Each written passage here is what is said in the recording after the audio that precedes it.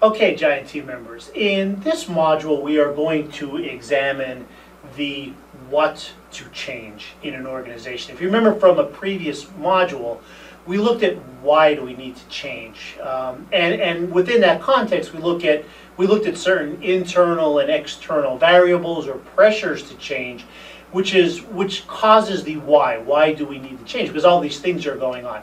Here we're going to look at what to change within an organization. Specifically, what is it that we should be looking at? And in doing so, we're going to examine some really helpful tools and techniques or models of change that will help us identify the what to change as we go through this. So that's what we're going to go through in this module.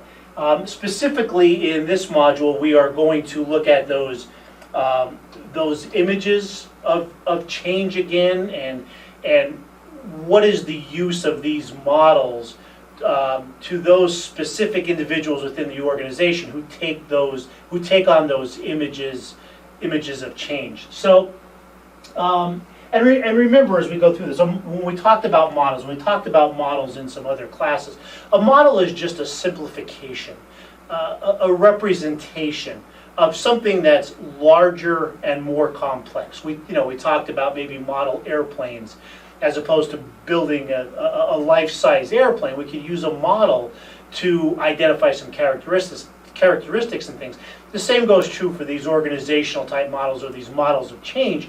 There's a lot of complex things that are going on. So models help us simplify things and understand things a little better before we undertake some large-scale change project that's going on. And again, depending on my approach, my perspective, or my image of change, I'm going to view these models in a different light.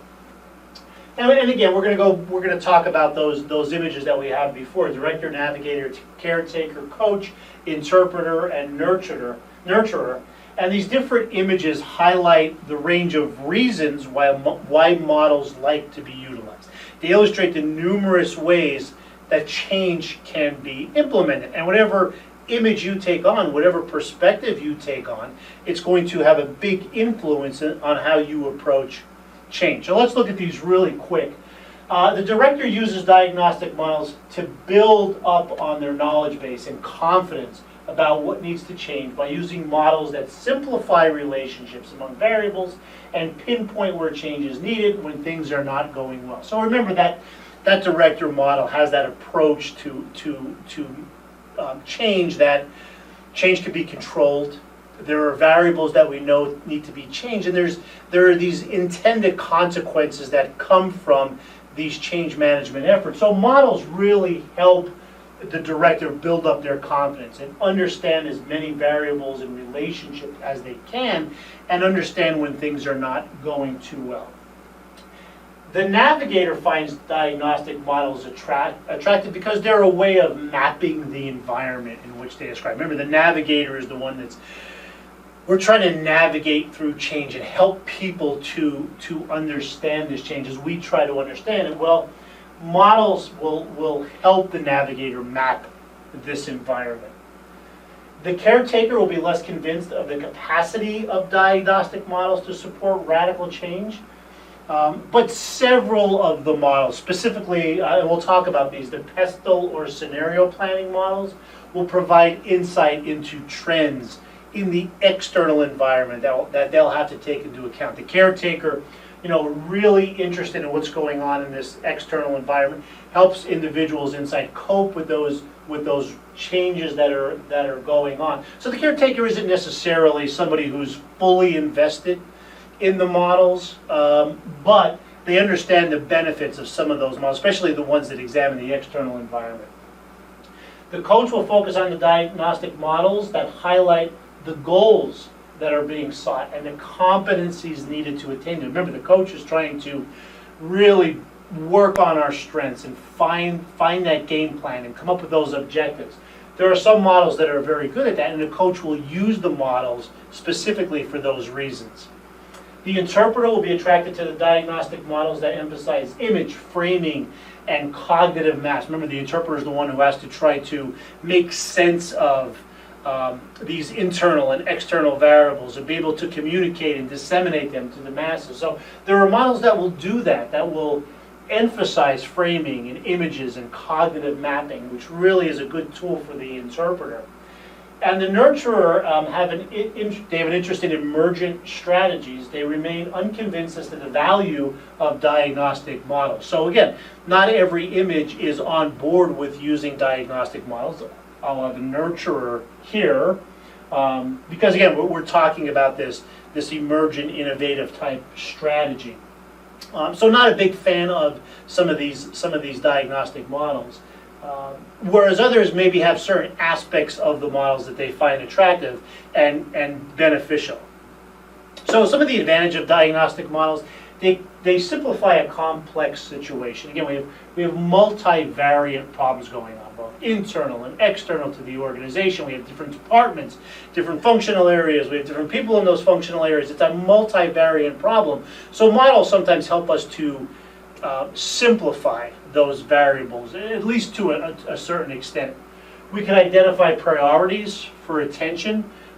We talked already about how change managers are pulled in a bunch of different direction, and there's a bunch of primary and secondary and tertiary problems going on. We can identify the priorities for attention, those things that are really going to drive change. Models highlight the interconnectedness of various organizational properties, for example, strategy and structure.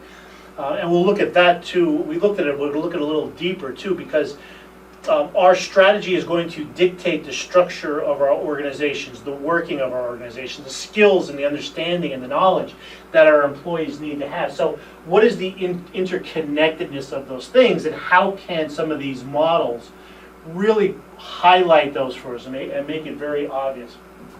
Models provide a common language with which to discuss organizational characteristics. That's a hard one kind of to wrap your head around. What do you mean by a common language? Aren't we all speaking English and the same thing? There are there's terms, there's acronyms, there's words that have just different meanings to different people. And if we're not all on the same page with this common language, what exactly do you mean by that? If you're saying this, what do you mean by that? Is it this or is it this? So that common language, the common language associated with the model, helps us really to discuss the organization, the organizational characteristics, so we're all on the same page, if you've ever heard that saying before.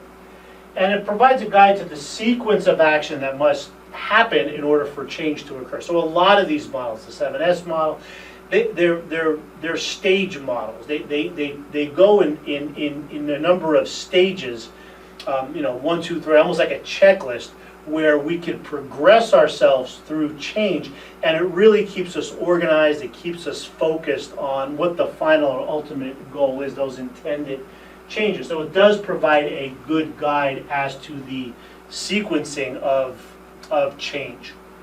Okay, so that's just a quick overview of what to change, and also what we're looking forward to in the remainders of the videos.